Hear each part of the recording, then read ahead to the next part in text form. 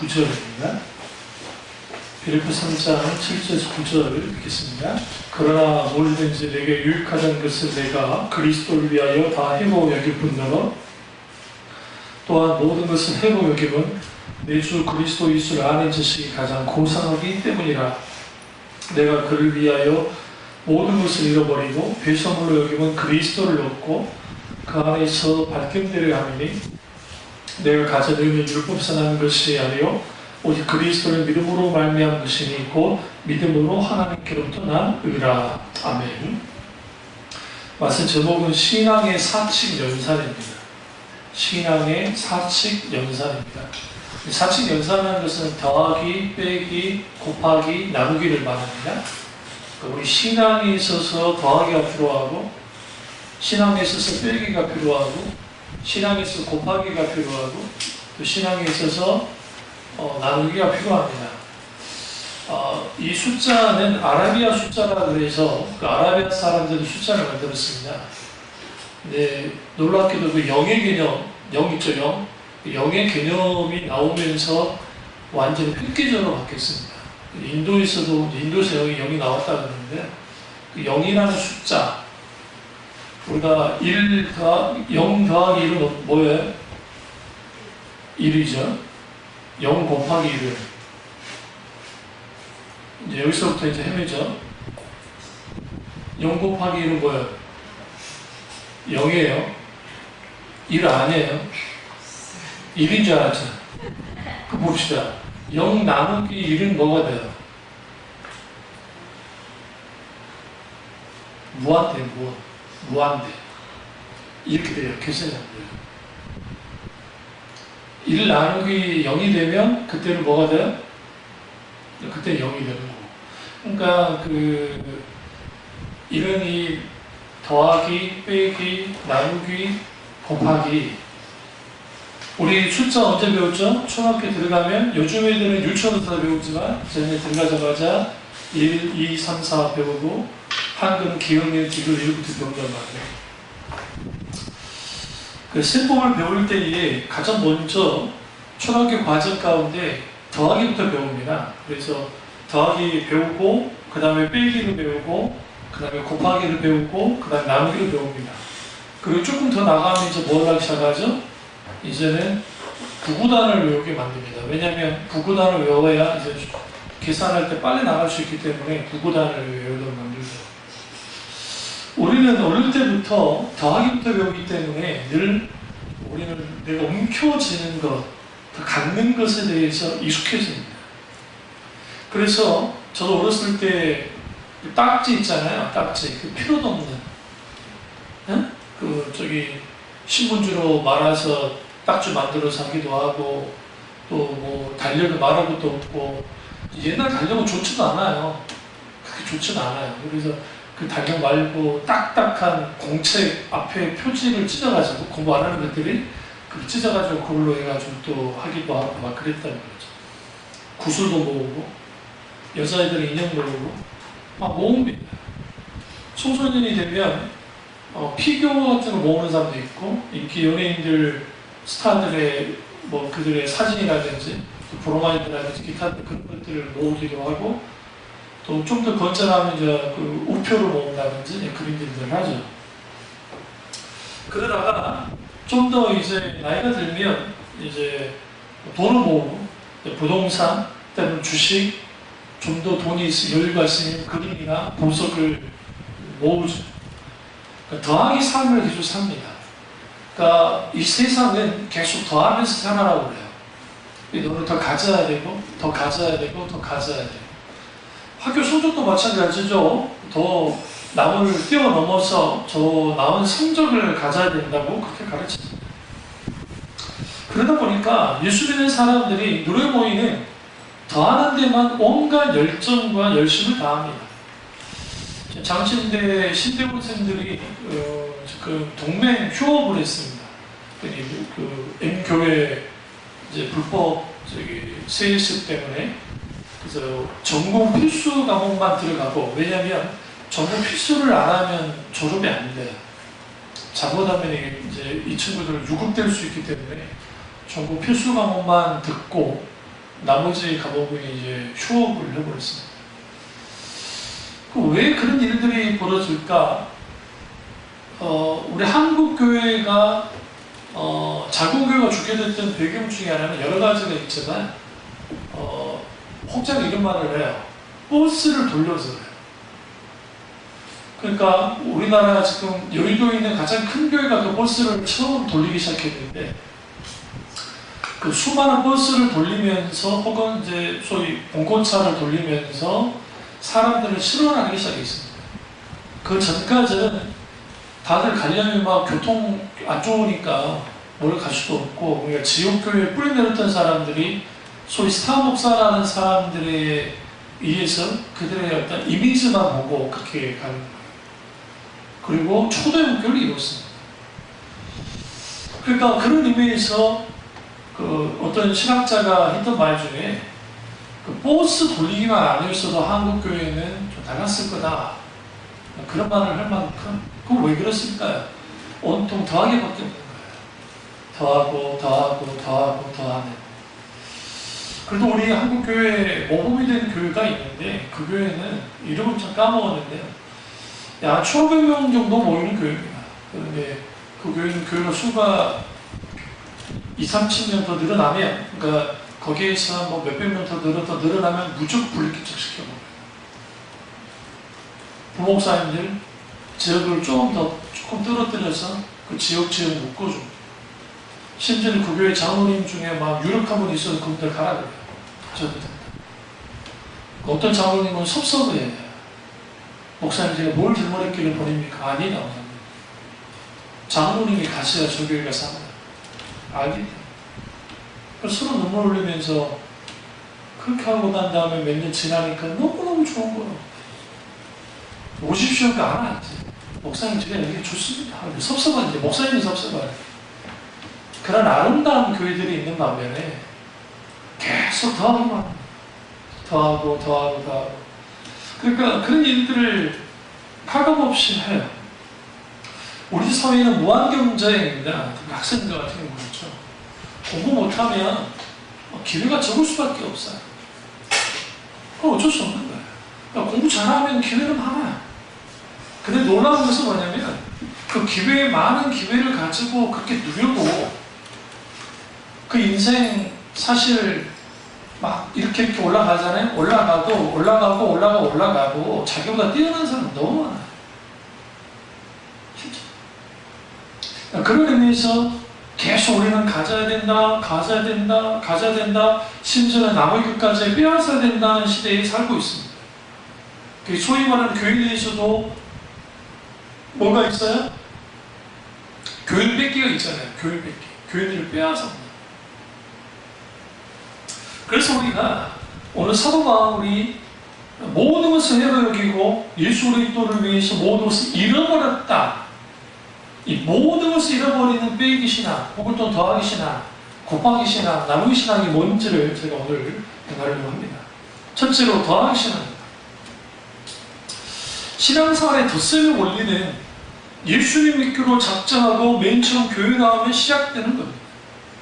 내가 하나님 알지 못하고 죄를 짓고 살다가 영원한 지옥 형벌에 빠질 수밖에 없었는데 하나님의 은혜로 구원을 얻었습니다.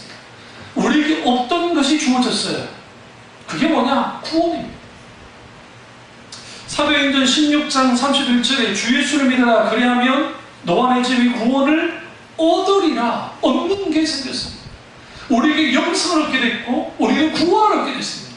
그리고 우리는 홀로 있던 고아와 같은 우리가 아버지가 생겼습니다. 그분이 하나님이십니다. 토해진 거예요. 오늘날의 신앙의 가장 큰 문제는 뭐냐면 살아서 역사하신 하나님을, 인격지신 하나님을 경험하여 아는 일들이 교회 가운데 일어나지 않는 거예요. 어떤 신학자의 말처럼 오늘 현대인들의 신앙관은 뭐냐면 치유적 이신론에 빠졌다. 수많은 교회들이. 그 치유적 이신론이라는 말은 무슨 말이냐면 하나님이 나와의 인격지신 하나님이 경험하여 아는 것이 아니라 자기가 생각할 때에 하나님이 이럴 것이라고 생각하고 하나님을 믿는 거예요. 그러니까 어릴 때 자라 나왔는데 이런 설교 저런 설교 들으면서 짜증게 해가지고 하나님 이런 분이야 라는 것을 그리는 거예요. 그게 이제 우리가 기독교 안에 있으면 하나님이 되는 거고, 불교에 있으면 부처님이 되는 거고, 이슬람의 신이 되는 거예요. 그런 하나님을 믿으면서 어떻게 하느냐, 하나님이 나와 일정한 거리를 두는 거예요. 가까이 하기 너무 먼 당신처럼 보는 거예요. 그러니까 당신은 내 삶까지 지배하지 말고 그냥 내게 도움 정도 주십시오. 그러다가 어느 정도 뭐가 있을 때 이제 뭔가 일이 터지면 신에게 도와달라고 합니다. 근데 그건 이제 자기가 하나님이라는 거예요. 자기가 만드는 하나님, 자기가 원하는 하나님, 그 하나님으로부터 얻어내려 합니다. 다시 말하면 우리에게 가장 필요한 게 뭐냐? 구원을 얻어야 돼요. 천국을 얻어야 돼요. 하나님 그분이 내 편이 되셔야 돼요. 하나님 그분이 나의 아버지 되어야 돼. 이 더하기 심한 게 필요한 거예요. 그럼 왜 이런 일들이 벌어지지 않느냐? 인격적 하나님을 경험해야 해서 그렇거든요. 그게 제가 중학교 2학년 때까지 1985년 4년 5년 그때까지 저의 어릴 때부터 교회를 다녔지만 그런 사람이었어요. 그러다가 주님을 만나고 난 다음에 인격적 하나님을 경험하고 난 다음에 내게 플러스가 생겼어요. 내가 아버지 하나님이 생겼고 내게 구원이 주어졌고 내게 천국이 주어졌어요.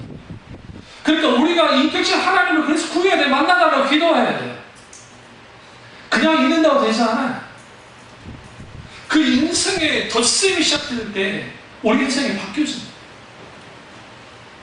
주님 더 해주겠다고 말합니다. 새로운 삶을 경험할 수 있도록 해주겠다고 합니다. 실제로 왜 많은 사람들이 인생을 살 때 내가 왜 살아야 되느냐는 그 명제 앞에서 왜 이걸 답변하지 못하냐면 나는 왜 사는 것인가? 내가 태어났기 때문에 사는 것인가? 그냥 사는 건가? 아니에요. 주님이 이 땅에 우리가 태어나게 하신 목적이 있어요. 그 목적이 어디서 발견되느냐? 중생의 역사 속에서 다시 태어나는 그 중생의 놀라운 은혜 가운데에서 내 인생의 목적이 생기는 거예요. 이게 톨스토이의 인생론에 잘 담겨 있어요. 제 어린 시절을 방황할 때 인생이란 무엇인가? 라고 사춘기 있는 거 그렇겠죠. 곰곰이 고민을 하는데 누구도 답을 주지 않았어요. 교회에서도 답을 주지 않고 목사님이 설교서에서도 뭐 답이 없고 뭐 전도사님 말할 것도 없고 우리 전도사님은 뭐 블로그로만 하는 분이라 이런 말하면 좋지만 설교 메시지 자체가 없는 분이었기 때문에 그러니까 그런 상황 속에서 고민할 때 고민을 누구도 풀어주지 않았어요. 그런 속에서 톨스토이라고 하는 하나님을 믿는 그 사람의 글을 읽고 바뀌어진 거예요. 그리고 쉐렌 키르케고르를 후에 만나고 파스칼도 후에 만나고 그러니까 그런 글들을 통해서 뭘 보기 시작했냐면 예수 믿기 전과 예수 믿은 다음이 완전 달라요. 이게 중생론자예요. 그러니까 예수 믿기 전의 삶도 똑같고 예수 믿고 난 다음의 삶도 똑같다. 이 사람은 구원받아 안 받는지 한번 점검해봐요. 가치관이 바뀌고 인생관이 바뀌고 물론 처음부터 확 바뀌진 않아요. 그러나 적어도 갈등 정도는 해요. 그러면서 내 인생의 플러스들이 예수 그리스도의 믿음을 통해서 구원이라는 덧셈이 되어지고 하나님이라는 덧셈이 되어지고 천국이라는 덧셈이 되어지고 내게 이때까지 없었던 하나님을 향한 소명이 보케이션이 생기잖아요. 내가 어떻게 하나님께 영광을 드릴까? 다 목사 되라는 게 아니에요. 죄 짓는 직업이 아닌 이상 그 직업을 가졌을 때에 그 직업이 단순히 돈을 벌기 위한 수단으로서만 그 직업을 갖고 살아가는 것이 아니라 그 직업 속에서 하나님께 영광이 되어지는 삶을 살아요. 적어도 이 사람은 다르다는 것을 보여줘요. 예. 실제로 그런 일이 있었다고요. 이게 실제로 있었던 거예요. 독일에 유학 갔던 친구인데 네? 어떤 저분 신학생이 독일 아주 좋은 대학을 신학대학을 갔습니다. 그 인문학 공부라든지 철학은 무조건 다 독일로 갑니다. 사실. 저도 그래서 독일 가고 싶었던 사람 중에 한 명이 저는 솔직히. 그러니까 미국으로 갔다가 독일로 가서 한국으로 들어오고 싶었던 사람이 저예요. 마지막 철학으로 저기 학위를 받고 싶어 했거든요. PhD. 근데 이 친구가 그 머나먼 타국에서도 아주 뭐냐면 새벽 기도라든지 그걸 열심히 하는 거예요. 그 독일 친구들이 너무너무 놀라는 거예요. 왜 놀라냐면 열정이 대단하잖아요. 그 힘든 공부하는데 20대 중후반에 있는 근데 이제 먹고는 이제 뭘 해야 되니까 학교에서 뭘 하냐면 학교에서 이제 일을 하는 거예요. 학교에서 알바를 하는데 특별히 그렇게 크게 관리하지 않고 그냥 청소 이렇게 어떻게 해가지고 시간당 어떻게 주는 게 있었는데 이 녀석이 꼭 2시간 일어나고 3시간 일했다 체크를 합니다. 무슨 말인지 아시죠? 2시간 일해놓고 꼭 3시간 일해놓고 그러니까 독일 친구들 처음에는 몰랐다가 이거 아니다. 근데 이해가 안 되는 거예요. 왜 이해가 안 되냐면 새벽 기도를 그렇게 열심히 하고 막 기도도 열심히 하는데 이럴 때는 지난 2시간 일해놓고 3시간 일했다가 늘 그렇게 체크를 하는 뭐가 문제냐? 우리는 그냥 넘어가는 문화가 있으니까 우리 문화가 있으니까 그럴 수 있다라고 그러지는 모르지만 예전에 조영남 씨 어머니가 새벽기도 하고 난 다음에 못 살 때 다 못 살 때니까 오면서 오이 하나 따오고 호박 하나 따오고 몰래 훔쳐와가지고 일단 밥 해줬다잖아요. 그러면 권사님이신데 너무 못 살았으니까 그럴 수 있죠? 그렇진 않죠. 그럼 왜 그렇게 되어 있으냐면 인격체이신 하나님을 만나게 되었으면 바뀌어져요. 뭐가 바뀌어지느냐? 내가 더 하려고 하는, 내가 더 막 움켜쥐려고 하는 것으로부터 이제는 뭐 하기 시작하느냐? 자유한 사람들이 그리스도인이에요, 사실. 왜? 다 가졌잖아요. 천국까지만 다 가진 거죠. 근데 오늘 우리가 천국까지만 다 가진 게 아닌 거예요. 왜? 우리는 한정적인 육신을 입고 있기 때문에 필요해요. 물어볼까요? 예수 믿는 사람이라면 천국의 가치가 큽니까? 여러분의 지금의 여러분의 재산의 가치가 큽니까? 할 때에 많은 사람들이 천국의 가치가 큽니다 라고 아멘 할 겁니다. 너희의 보물을 땅에 쌓아두지 마라. 하늘에 쌓아두라 주님 말씀하셨죠? 근데 많은 사람들이 하늘에 쌓아둔 것보다는 땅에 쌓아두기를 원해요. 우리가 아무리 오래 살아도 한 100살 살까요? 그것도 뭐 대단한 것입니다. 얼마 안 남았어요, 제 나이도. 제가 100살을 산다 할지라도 50년 걸리지 않았습니까? 생각해보면 내가 100살까지 산다면 만약에 그렇게 힘들겠죠.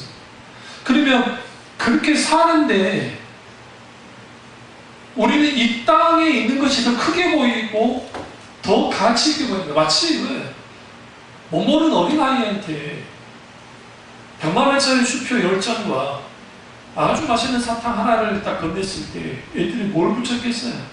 사탕 붙였습니다. 알았겠죠. 마찬가지로 예수 그리스도를 믿고 중생에 체험한 다음에 진정한 하나님 나라의 가치를 아는 사람들은 이 세상 것들보다는 하나님의 나라의 것들을 더 가치 있게 여기면서 그런데 우리는 그렇지 못하고 산다. 왜? 늘 움켜쥐는 것. 그래서 배움을 살았기 때문에. 그러다 보니까 우리의 신앙이 아주 좋은 의미로서 더하기가 됐을 때는 괜찮은데 여기에 욕심이라고 하는 잘못되게 일그러진 덧셈의 신앙이 될 때 이게 문제예요. 여러분 이겁니다. 여러분이 복받기를 원하신다면 하나님 앞에 감사한 것 드리십시오. 그것도 정성 들여서 들으시고 그 다음에 열심히 기도해서 하나님이 우리의 기도를 들어줄 때까지 때를 있어라도 악을 질러서라도 여러분의 소원을 이루십시오.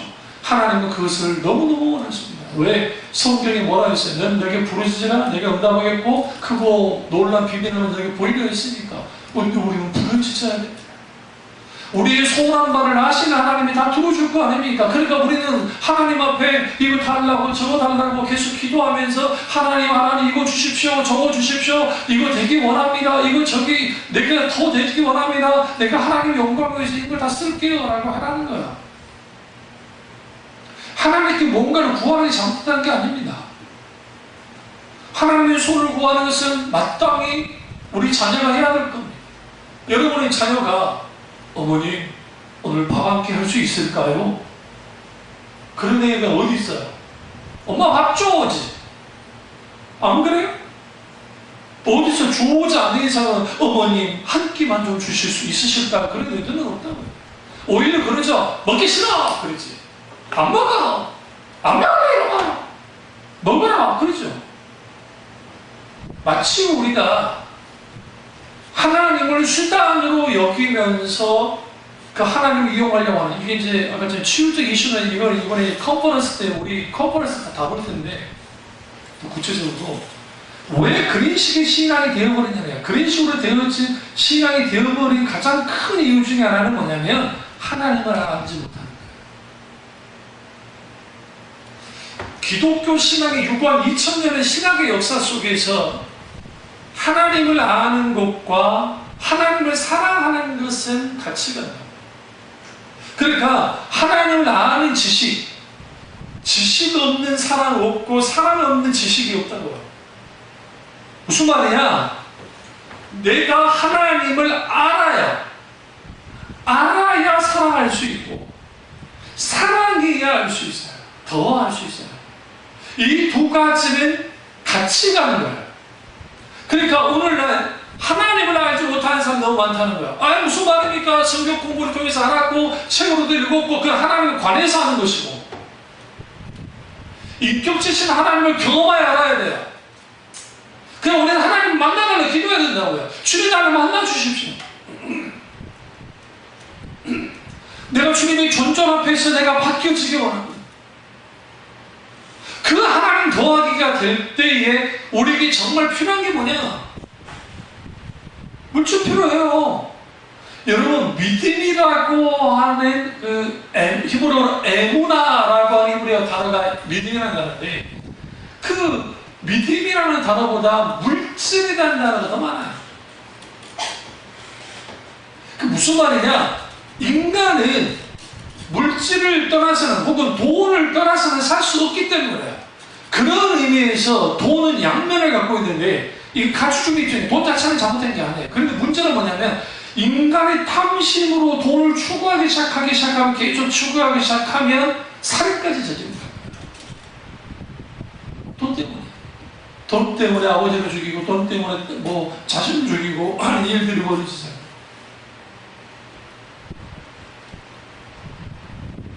돈의 선한 면은 뭐냐면 그 돈을 나눌 때 그러니까 정말 예수 그리스도 그분의 나눔처럼 정말 나눔이 있을 때 그 나눔 속에서 귀한 하나님의 역사가 있습니다. 그래서 이스라엘에 있어서 가장 좋은 그 전통 중 하나가 째라카라고 하는 전통이 있는데 그 째라카라는 뜻은 의라는 뜻이에요. 그런데 지금 현재 우리 여러분 꼭 성지순례 가면 유대인 지구 가보시면 가서 한번 쭉 거리를 돌아보시면 그러니까 정보대도 있고 막 거리 모퉁이마다 박스가 하나씩 이렇게 있어요. 박스가 딱 그리고 째라카라고 써 있어요. 그 뭐냐면 거기다가 동전을 집어넣어요. 유대인들이 왜 동전을 집어넣느냐? 이 돈을 모아서 이 돈으로 모여라 가난한 사람들을 이제 도와주라. 절대로 그가 만지지 않습니다. 털어가지 않습니다.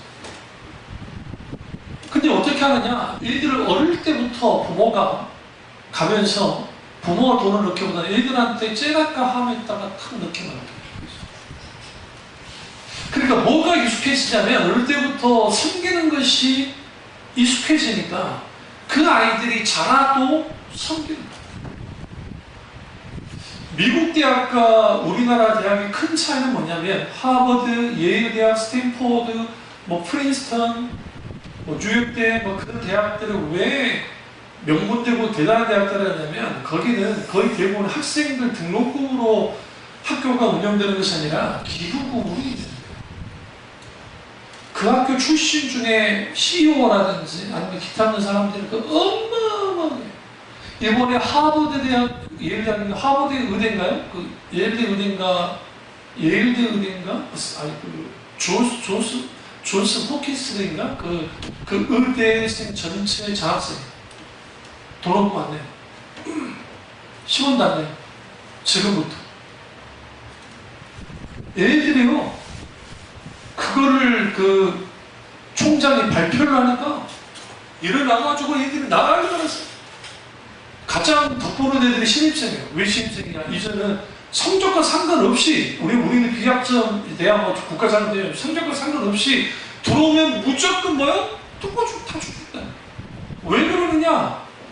이 녀석들이 너무 그러니까 1년에 한 4천만 원 들어간다는데 거의 5천만 원이 아니에요. 그런데 그러다 보니까 빚을 지니까 좀 돈 많이 버는 학과로 다 가버리는 거예요. 성형외과 그런 학과로 가버리니까 얘들이 빚을 갚아야 되니까. 그러니까 그러지 말고 니네도 공부하고 싶은 과로 가. 왜? 대학 때 빚 안 졌으니까 전문의 따서 개업을 해도 그렇게 힘들 게 없다는 거, 어려울 게 없다는 거야. 근데 그거 어떻게 가능합니까? 라고 하니까 참 제가 놀랐던 게 동문들이 돈을 모았는데 지금 재정의 80%가 순식간에 모아져 있어요. 80%가 이제 시작하는데 이거는 충분히 모으는 겁니다. 그리고 이 친구들 계속 근데 뭐 외국에서 유학 와서 그 대학에 들어가는 애들도 마찬가지로 다 그런 거예요. 있지도 않아요. 거기에 있던 그러니까 좀 재밌는 친구들 거기서 막 춤을 추는 애들이 있으니까 춤을 춰. 좋아가지고 이제 마지막 학기 된 애들은 이제 얼굴이 굳어지지. 심장이 좀 해주지. 뭡니까? 나눔이죠.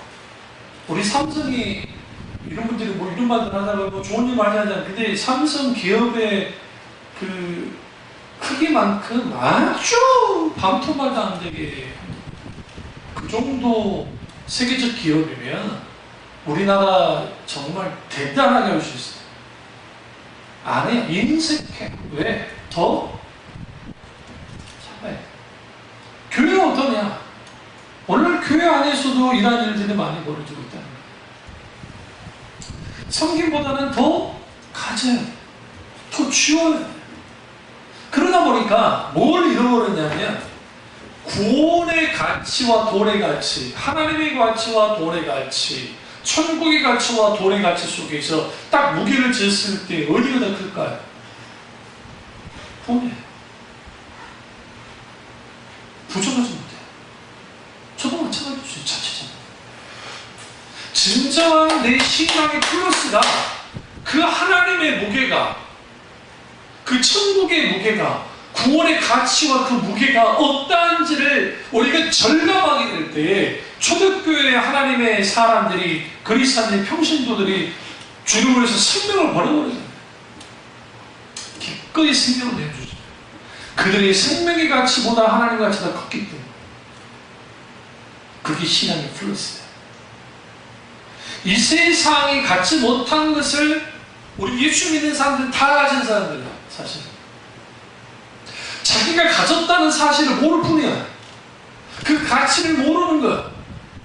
실제로 그런 일이 있었다잖아요. 조부님이 돌아가셨고 이제 그 어머니 집에 살다가 그 어떤 아들 레벨가 이제 부부가 이제 다락방을 좀 쓰고 싶어서 그 외국이에요. 거기서 쓰고 싶어가지고 이제 청소하다가 무슨 그림 같지도 않은 그림을 했는데 이제 이 그림을 그냥 벼룩시장 같은 데 있다가 팔라다가 그러지 마 그냥 화방에 있다가 그래서 좀 돈 줄까 딱 갔더니 그게 피카소 그리는 거 아세요? 500억이 넘는 그거 곰팡이 안 쓰듯은 다행이지. 그냥 방치해둔 거예요. 그게 무슨 막 대단한 게 아닌가. 자기를 모르니까. 그 할아버지도 몰랐고, 뭐 아버지 엄마도 몰랐고, 이 사람도 몰랐는데 당연히 벼룩시장 가서 팔아버렸으면 누군가 끝나버렸겠지. 근데 그래도 그 화방 그 사람 그래도 정말 정직한 사람인 거지. 이거 이상하다. 이거 가짜. 이게 진짜 같다. 그래서 가서 물어본 거예요. 진짜 전문가. 이게 500억 이상의 가치. 말이 500억이지. 근데 우리가 하나님을 믿을 때 하나님을 저기 다락방 구석에 있다가 거미줄이 덕지덕지 있는 곳에다 하나님을 가둬놓고 하나님 가치를 모르는 거예요. 왜 그런지 아세요? 내가 구원받았습니다. 그 감격 속에서 인격적인 하나님을 경험해야 할 때, 그 하나님의 아름다움을 크고 강다하심을 알게 할 때 달라요. 달라져. 빼기 신앙이 있습니다. 두 번째. 빼기 신앙의 뺄성 원리는 내가 하나님을 믿고 난 다음에 해결해야 될 문제들을 가르칩니다. 끊을 것은 끊고 버릴 것은 버려야 되는 것을 말합니다. 이 부분을 사도 바울이 오늘 말씀에서 잘 말하고 있어요. 또한 모든 것을 해로 여김은 내 주인 그리스도 예수라 하는 지식이 가장 고상하기 때문에, 여기서 모든 것을 해로 여긴다 할 때에 무엇을 해로 여기는 거예요? 그러니까 앞에 보시면 4절부터 보세요. 나도 육체를 신뢰할 만하며 만약 누구든지 다른 이가 육체를 신뢰할 것이 있는 줄을 생각하면 나는 더욱 그러하리니 나는 판일마다 할례를 받고 이스라엘 족속이요 베냐민 지파요 히브리인 중에 히브리인이요 율법으로는 바리새인이요 열심으로 교를 박해하고 율법으로는 흠이 없는 자라. 그러면 사도 바울의 출신 배경은 길리기아 다소 출신이에요. 지금의 소아시아, 지금의 터키가 터키 지역이겠죠 아무래도. 근데 그 지역 소아시아 그 지역에 태어났어요. 그런데 그 남에서부터 뭐였어요? 로마인이었어요. 이 시대의 로마인과 지금의 미국 시민권자는 전혀 차이가 절대적으로 나요. 미국 시민권을 갖고 있으면 미국 시민권의 파워는 미국 안에 있는 파워가 있을지 모르지만, 물론 이제 전 세계를 미국이 장악하고 있으니까 무슨 일이 되겠다 하지만 실제로는 미국 시민 그 여권 가지고 다른 나라에 여행할 때 불편해요. 특별히 그 중동이나 근대 가면 미국 사람들을 그렇게 좋아하지 않아요. 오히려 파워 랭킹 중에 우리나라가 톱5 안에 들어가요, 여권. 그래서 스리분들이 우리나라 여권을 잘 막 팔려고 해요. 그게 아주 그 비싼 값에 팔리기도 하고 그런 거예요.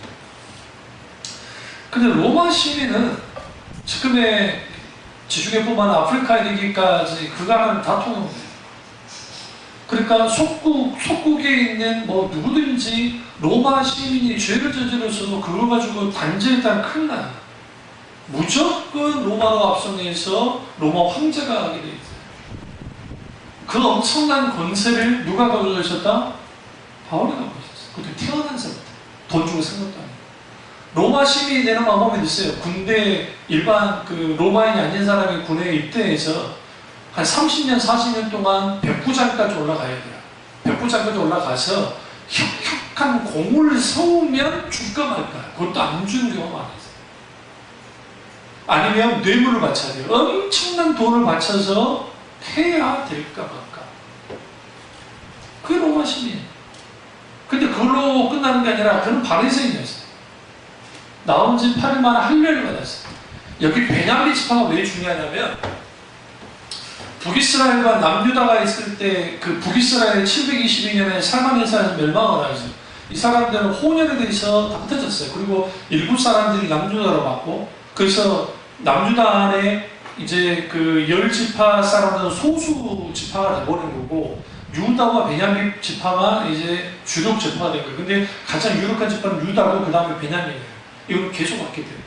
그리고 난 다음에 BC 586년에 느부갓네살과 바벨론의 신바벨론적으로 거기에서 멸망을 당하는데, 그때 유다인들을 중심으로 해서 고향 운동이 있었고 거기에 소속되어 있는 게 베냐민 사람들이에요.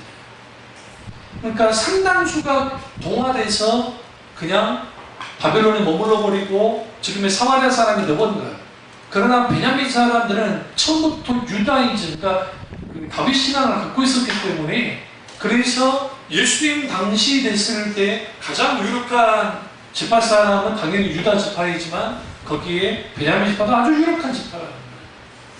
그러면 세상 말로 하면 종교적으로도 꿀릴 게 하나도 없어요. 나온 지 8일 만에 할례를 했고 율법으로 흠이 없던 사람이고, 이걸로 끝나지 않습니다. 그럼 가말리엘 문화에 생겼어요. 랍비 중에 가말리엘을 대랍비라고 하는데 힐레라파의 수장이에요.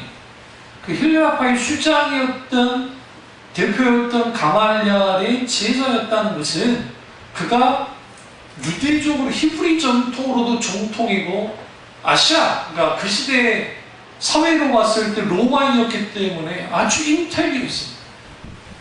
그는 적어도 세 개월을 했다고 보는데, 하나는 헬라어를 했고, 또 하나는 히브리어를 했고, 또 하나는 아람어를 했고, 세 개월을 했어요.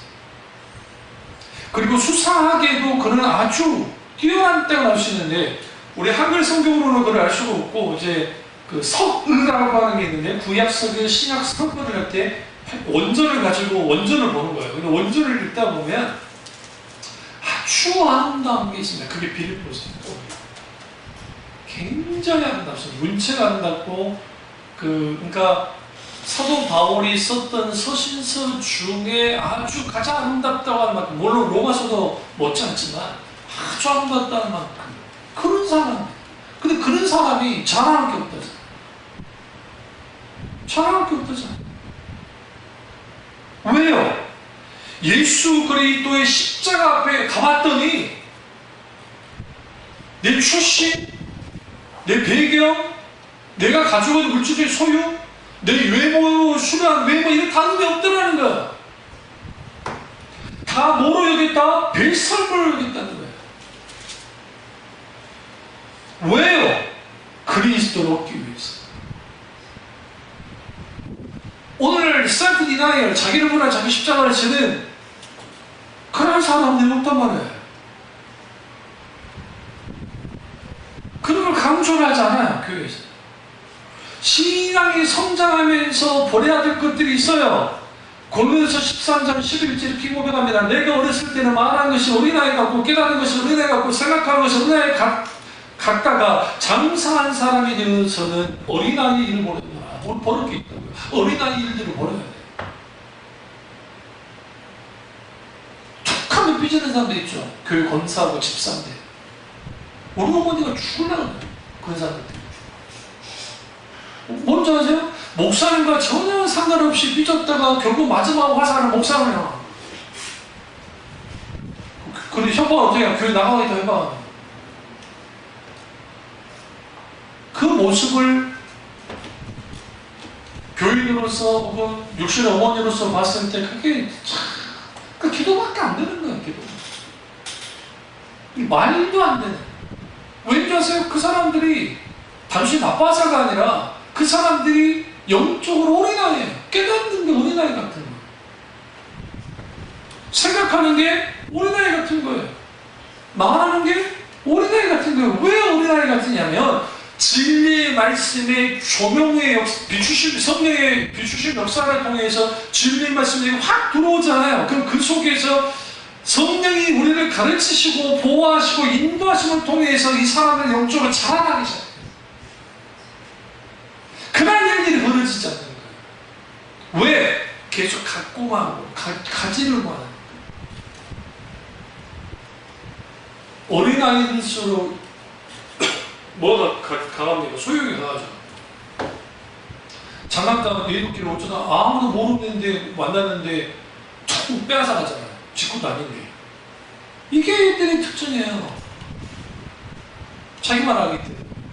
오늘날 뺄셈의 신앙이 되지 않으니까 너무나 많은 경우에 뭐가 돼요? 자기가 갖고 있는 것들을 막 자랑합니다. 제가 웃긴 게 뭐냐면 뭐 70만 명의 교인을 갖고 있고 심지어 50만 명의 교인을 갖고 있고 뭐 10만 명이 넘는 교인을 갖고 있고 웃기는 짬뽕들이요. 자기들 말로는 뭐 그 정도 교인들이 나오나 웃기지 말아야지. 그러면 그 정도로 나오면 교단에다가 저도 우리 교회도 계속 상납금을 내는데 노예비로 그 상납금을 일일이 계산 그게 숫자에 맞게 계산해서 내거든요. 그렇게 내냐고요. 재정에서. 그럼 왜 그렇게 자랑을 해요? 그래야 사람들이 우르르 와요. 그래야 자기들이 높아져요. 말은 하나님이 높아진다고 하잖아요. 중세 카톨릭 교회가 왜 무너졌느냐? 왜 무너졌어요? 하나님보다 다른 것도 높이기 시작했어요. 그래서 교회 이게 커진 거예요.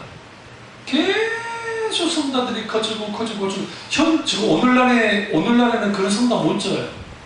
왜 못 지느냐? 기술이 없어서 못 지는 게 아니라 경제적으로 아주 이게 형편없어요. 그 전화봤자 그거 뭐 할 거예요? 가치가 없어요. 가치가. 그 돈을 그대로 뽑을 수가 없어요. 자기들이 지은 만큼 뽑을 수가 없다고. 근데 그 시대는 그렇게 했다고요. 왜요? 그렇게 해야 하나님이 높아지는 자기도 높아지고 교황이 높아지고 다 높아지는 거예요. 그 높아지. 계속 더하기. 중세시대 때 여러분 그 소위 말하는 성 베드로 성당을 지을 때 유럽의 기근이 들어서 사람들이 먹고 살기 힘들었어요. 그 이후에 종교가 나고 난 다음에 농민 반란이 나오고 막 그랬다고요. 루터가 농민 편 안 쓰고 제후들 편을 써서 그래서 반쪽짜리 종교교육이라는 욕을 먹는 게 그 이유 중에 하나지만 그때 정말 사정이 안 좋았는데도 사람들이 고요를 짰어요. 고요를. 짜서 낀 거예요. 그리고 그러니까 우리가 그래서 혹시라도 이제 우리 친구 애들도 있지만 갔을 때 무조건 막 할 게 아니라 뭐도 봐야 되냐면 이걸 만들기까지 피를 흘리고 땀을 흘렸던 사람들이잖아요.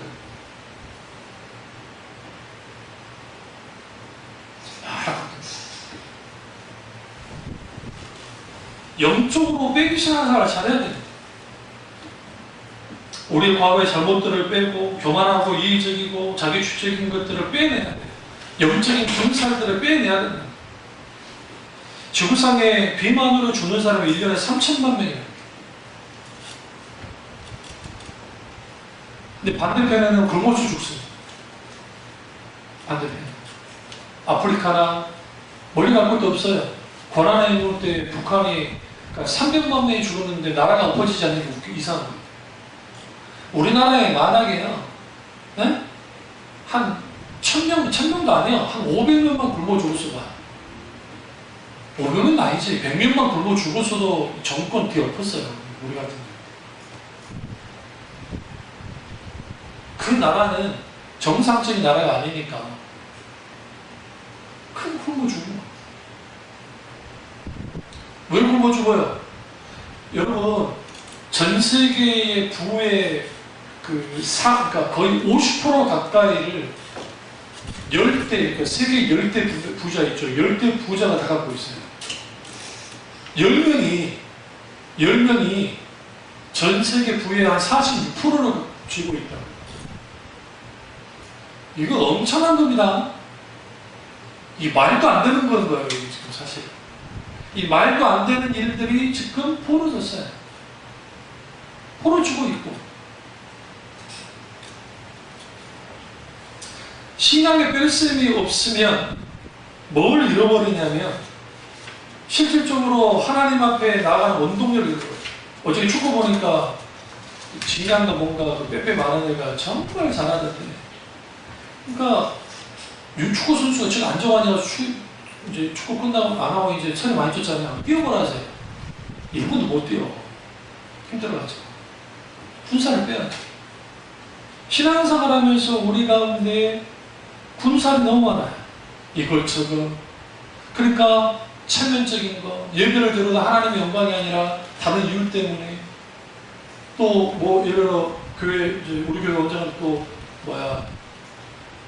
취임 예배를 드리겠지만 취임식 할 때 뭐 임준 예배 같은 드렸을 때 거기에 기타 등등 막 필요 없는 것들을 다 장치를 해가지고 그럴싸하게 해가지고 막 해줍니다. 이러한 것들은 왜 숨겼냐면 빼야 될 것들은 빼야 되는데 자기를 보내 자기 십자가를 지는 삶, 대접받고 싶으면 뭐 해라 했어요? 대접 하라고 주님 말씀하셨어요. 황금률을 주님 말씀하셨는데 이러한 것들이 교회에서 뭔지 그러니까 이게 있어요. 어떤 분이 늙음하게 예수님을 믿게 됐는데 거지가 와가지고 막 엄살을 피우면서 도움을 청하는 거예요. 그러니까 이 할머니가 10,000원을 탁 준 거예요. 근데 그리고 난 다음에 쭉 가는데 구석은 자선 냄비가 있으니까 거기다가 꺼리낌 없이 20,000원을 딱 였어요. 근데 이제 같이 손녀랑 같이 가는데 손녀가 이렇게 묻는 거예요. 할머니, 교회 다녀고 난 다음부터 잃어버린 게 많지요? 라고 물었어요. 그러니까 이 할머니가 그럼 맞아. 잃어버린 게 많지. 뭘 잃어버린 거야?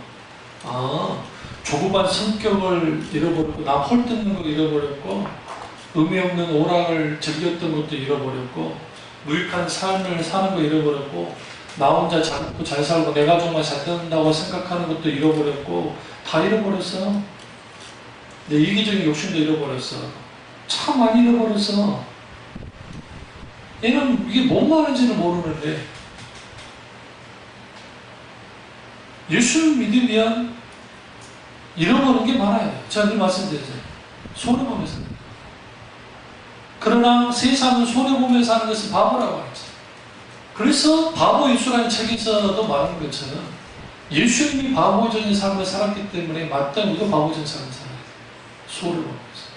핍박받으면서. 물론 뱀처럼 지혜롭고 비둘기처럼 순결할 필요가 있습니다. 그래도 불구하고 우리는 주님 앞에 뭐 해야 돼요? 군사를 빼야 돼. 이런 교인이 하나 있었어요. 교회를 다니는데 술을 아직 끊지 못했던 교인이 하나 있었는데 어느 이 양반이 이제 전화를 술집에 있다가 전화한다고 딱 전화를 했는데 하필이면 교회 사택에다 전화를 했는데 사택인지 모르고 이때 사모님이 받아주면 괜찮은데 또 마침 또 담임 목사님이 받았는데 그래서 여보세요 딱 했는데 여기 누구누구 집인데 술 한 상자만 빨리 배달하는다. 근데 이제 목소리 들어보니까 익숙해. 그러니까 이제 목사님이 뭐 안 할까 그냥 끊으려고 했는데 이 사람이 묻는 거예요. 이 양반도 술김에 이제 했는데 보니까 이 양반 목소리가 목사님 같은 거 그러죠. 목사님 왜 술집에 계세요?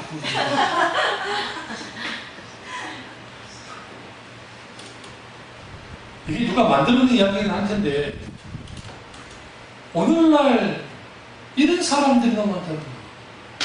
이런 사람들. 왜 그랬을까? 뺀 적이 없어요. 그러니까 우리가 신앙생활하면서 교회를 위해서 손해를 보고 주님 때문에 손해보는 일들을 하지 않는 사람들은 결코 뭐 하지 않느냐? 하나님께 헌신 안 해요. 자기들이 힘들고 어려워서만 있을 때는 교회에 붙어있을지 모르지만 그게 다 끝나잖아요. 그리고 지들이 좀 괜찮은 환경이 되잖아요. 그러면 자기 살길을 살 거 가지고 가버려요. 그게 예수님의 제자들 중일 수도 있었고 그 부자 청년이 그래 있고 많은 사람들이. 그러니까 마땅히 하나님 앞에 내가 뺄 수 있는 그거 보받는 거예요. 예수님 그러잖아요. 부자 청년이 그러고 가니까 베드로가 뭐라 그랬어요? 예수님 우리는 예수님 때문에 처자식도 버리고 그 다음에 재산 다 버리고 따라왔어요. 니 참 잘했다. 솔직히 비교 안 되잖아요. 베드로가 가지고 있는 돈하고 그 부자 청년이 갖고 있는 돈은 비교할 수 없는 돈이에요. 근데 예수님이 그래도 잘했다 했어요. 나를 위하여 헌신하는 자들 그들을 금성은 내 생에 뭐가? 복이 있다. 주님 말씀하셨어요. 세 번째는 곱하기 신앙. 곱하기 신앙은 복과 관계가 있어요. 복. 한국인들이 아주 좋아하는 복. 이 곱하기의 복이 우리에게 필요합니다. 대표적인 인물이 이삭인데요. 이삭이 농사를 졌을 때 성경에 100배나 소치를 얻었다라고 성경해요. 이게 엄청난 사건이에요. 왜 그러니까 밀과 그 다음에 밀농사와 쌀농사 중에 뭐가 더 날국이 더 많이 하느냐? 쌀이에요. 사실. 그러니까 밀이 쌀보다 그렇게 많이 그렇게 되지 않아요. 그런데 이 곱하기의 복이 있었던 그 이유가 뭐냐? 성경에서 보시면 하나님과 함께 살면서 하나님이 함께하는 인생을 살아갈 때 그 인생에 하나님이 현장에 계실 때 거기에 진정한 하나님의 복이 있어요. 어떤 사람이 복이냐? 하나님이 함께하는 게 복이에요. 함께 하시는. 찬송 가운데 복의 근원 강림하사 찬송하게 하소서. 한량없는 주의 은혜 막 그런 찬양 있잖아요. 복의 근원이신 하나님이 강림하시기를 원합니다. 내 인생에 하나님이 함께할 때 그 함께하는 복이에요. 어느 때보다 하나님이 함께하셔요. 박한서 감독이 동메달을 못 땄는데 기도했거든요. 근데 결국 졌잖아요. 신앙은 거기서부터 시작되는 거예요. 하나님 졌음에도 불구하고 감사합니다. 내가 높아지지 않고 하나님만이 높아지기 원합니다. 그런 사람도 있냐고. 오병이어의 기적이 일어날 때 그 곱하기의 은혜가 일어났던 이유 중에 하나가 뭘까요? 그 소년이 도시락 안 내놨으면 오병이 기적이 없어요. 은혜가 사실 우리 포커스 좀 바꿔보세요. 이거 내놓은 거예요. 얼떨결에 내어놨는지 순진해서 내어놨는지는 모르겠지만 도시락 내어놓은 거예요. 근데 그 볼품없는 도시락입니다. 우리 생각하면 도시락 생각하면 안 돼요. 거기서 말하는 물고기와 그 빵이 있잖아요. 이게 아주 그 딱딱한 빵이에요. 그게 좋은 빵이 아니고 물고기도 좋은 물고기가 아니라 부자가 아니에요. 그런데 그것을 주님께 내어놨을 때에 그 아이의 헌신을 통해서 물론 거기는 하나님의 예수님의 능력이 있었지만 그게 오병이의 기적의 역사가 나타났어요.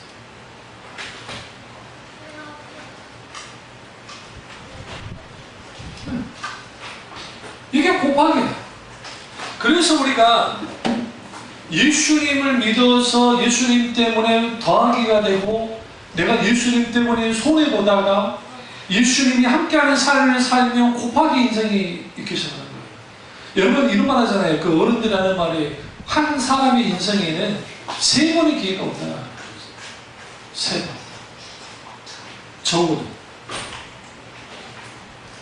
그리고 검사님도 땅 치잖아요. 이제 왔을 때 여기 쌍용 아파트 사고 있었으면 지금 달랐을 텐데. 응?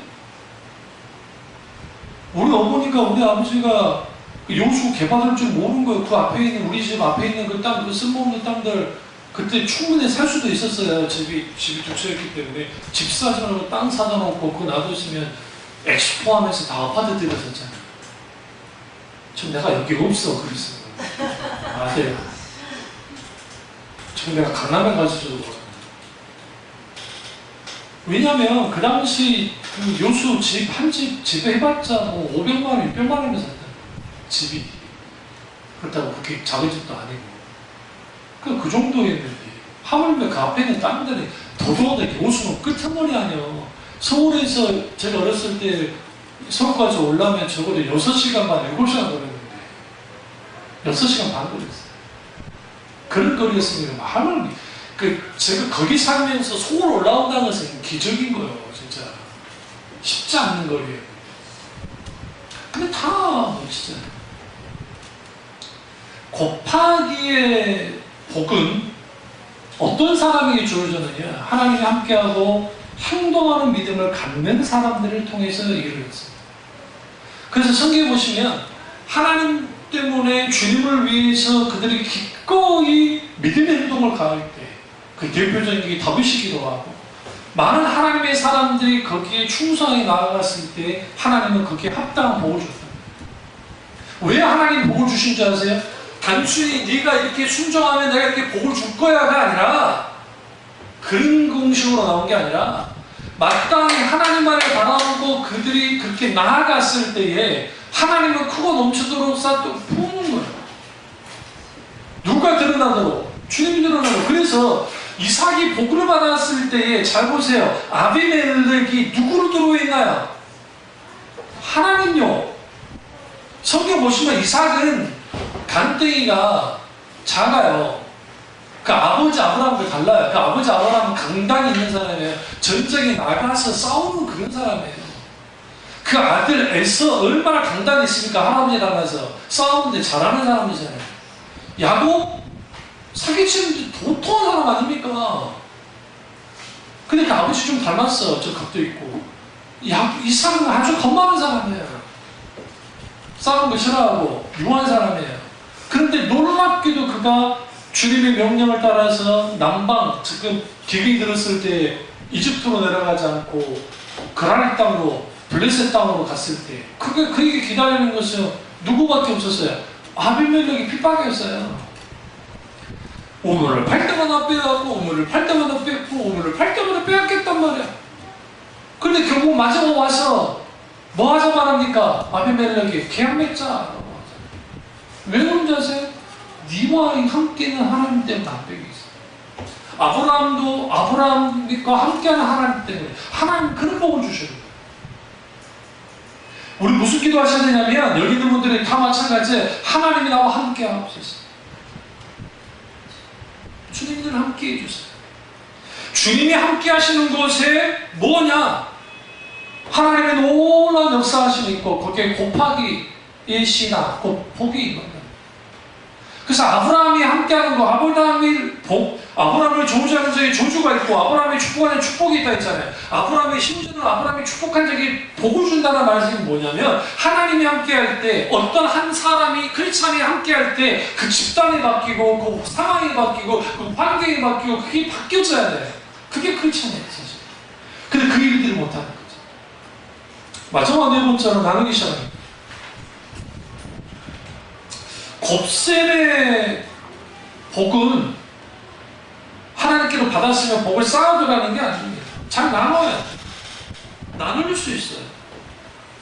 나눌 셈은 덧셈, 뺄셈, 곱셈보다 더 높은 차원의 수학입니다.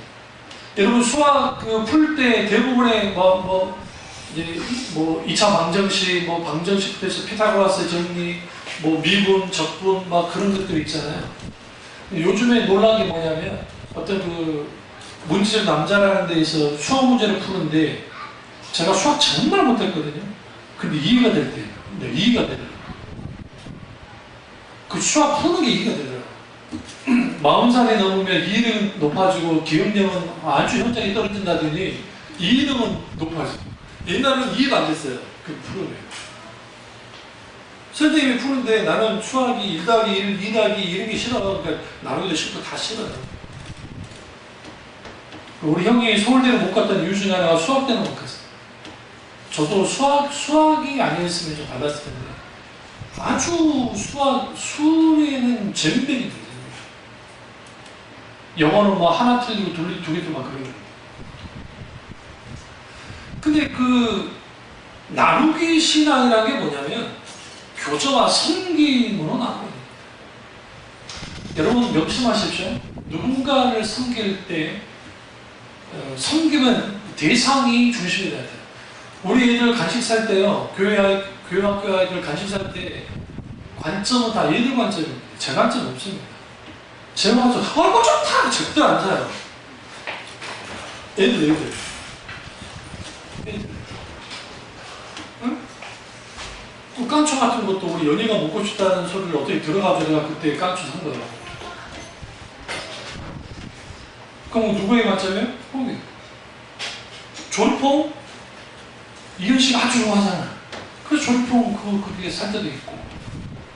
아니면 때로는 좀 또 너무 그러니까 우리 예수나 민준이가 좋아할 만한 좀 아주 특이한 거. 이미 애들은 알고 있잖아. 근데 내가 시간 뒤떨어지는 거야. 뭐가 같아잖아. 응? 나는 모르는데. 무슨 말씀이냐면, 우리가 섬기고 나눌 때는 철저하게 섬기는 사람 위주, 섬김을 받아야 될 사람을 중심으로 해요. 오늘날 이것이 무너져 있어요.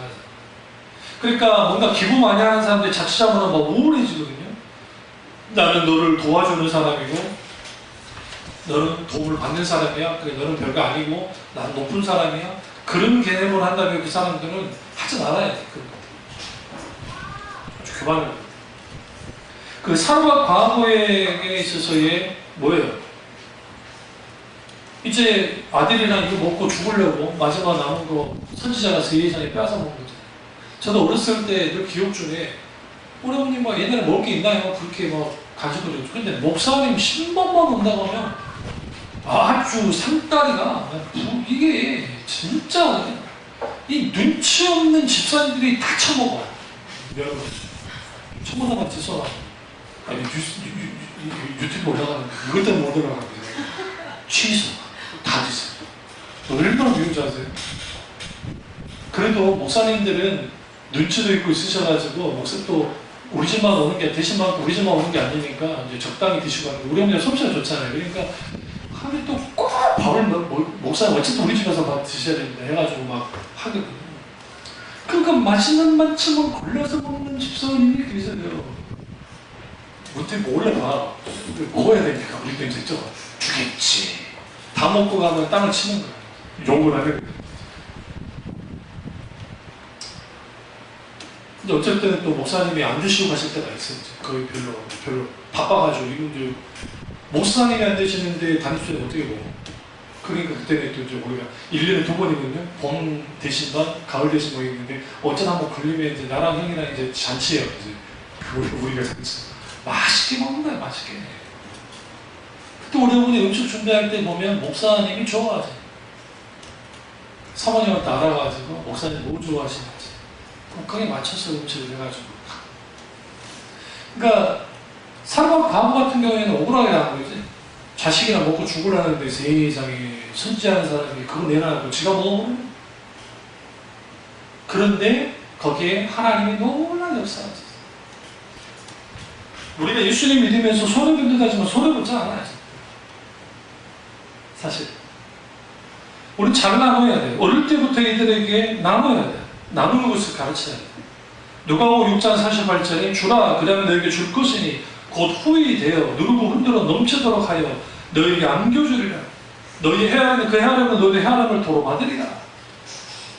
어릴 때 그러니까 저나 형이랑 배운 게 뭐였냐면 어머니가 어릴 때부터 남을 섬기는 것을 어릴 때부터 보였어요. 그러니까 그것은 그냥 배웠어요. 그리고 우리 아버지도 어쨌든 뭐 그런 분이었지만 막 인색한 분은 아니었고, 왜냐하면 동생들 다 공부시키고 큰아버지 집도 사주고 했던 분이 우리 아버지였기 때문에. 그러니까 그런 의미에서 나누는 것을 많이 봤기 때문에 그게 배. 그래. 그러니까 우리 목사님들 모임 갔을 때 형편 가장 좋고 돈을 낼 만한데도 절대로 지갑 안 내는 사람이 있어요. 그러니까 안 열면 내라 그래요. 뭐 하시죠. 기분 안 나쁘게. 쏩시다. 근데 섬기는 사람들 보면 별로 형편도 좋지 않는데 그래도 섬기는 사람만 섬겨요. 그게 단순히 이제 그 사람이 기본파라 그럴 수도 있겠지만 기본이 섬기는 게 뭔지를 알아요. 우리 광주 형이 원로 목사님을 아버지처럼 잘 섬기는데 이게 광주시는 큰 교회 목사님들에게 다 소문이 나요. 우리 형이 입에서 나온 게 아니라 원로 목사님이 이제 원로 목사님들의 원로 목사님들끼리 모임이 있으니까 회의가 하는데 얼마나 잘 섬겼으면 따님이 우리 형 앞에서 엉엉 울었잖아요. 고맙다. 우리 형이 원래 더 큰 교회로 부임 받을 뻔했거든요. 한 1,500명 이상 되는 교회. 근데 그 목사님이 다른 사람이었으니까 그 교회 목사님 밑에 있었는데 우리 형은 다른 데 가서 400명 있는 교회로 갔는데 그 목사님이 땅을 쳐. 야, 니를 후임할 걸. 그러더래. 니를 후임시킬 걸. 이 말은 뭐예요? 왔던 그 후임이 별로다는 거지. 내가 진짜 땅을 친다. 어떻게 섬기느냐? 똑같아요. 관점이. 내 관점이 아니에요. 내가 중심이 아니에요. 그 원로 목사님, 그 룰에게 맞추는 거예요. 여러분이 애들, 자녀들에게 예를 들어 설날 선물 사주거나 뭘 사줄 때, 예를 들어 이번 또 명절 되잖아요. 했을 때, 추석 됐을 때, 애들 선물 뭘로 사줘야 돼? 애들이 원하는 거, 너무 비싼 건 안 되는 거지만 기준은 애들이에요. 애들이 원하는 거. 그게 아니고, 엄마 보기 이게 더 좋아! 아니요. 제가 못하겠는데. 어서 한국 처음이지, 그게 네팔 그 가족이 와가지고 애 동대문 쪽 창신동에 그게 데려갔더라고요. 근데 세상에 애가 갖고 싶은 거 말고 너무 공부해야 돼. 엄마 아빠가 그러고 있대. 내가 그랬어요. 그래서 어렵다. 근데 이놈이 아주 지혜로운 놈이더라고요. 때를 써도 진상으로 때를 쓰진 않고 애교 보면서 해가지고 결국 자기를 걸 얻은 일이라고 돈 더 썼어요. 뭔 말인지 아시죠? 우리가 하나님 앞에 나눌 때 내가 잘나서 나누는 것이 아니라 정말 나눌 수 있어요. 기꺼이 나눌 수 있어요. 누구 때문에? 주님 때문에. 주님이 나누라 하셨기 때문에. 그러나 놀라운 은혜가 저와 여러분께 주님으로 축원합니다. 기도하겠습니다. 기도하실 때 오늘 말씀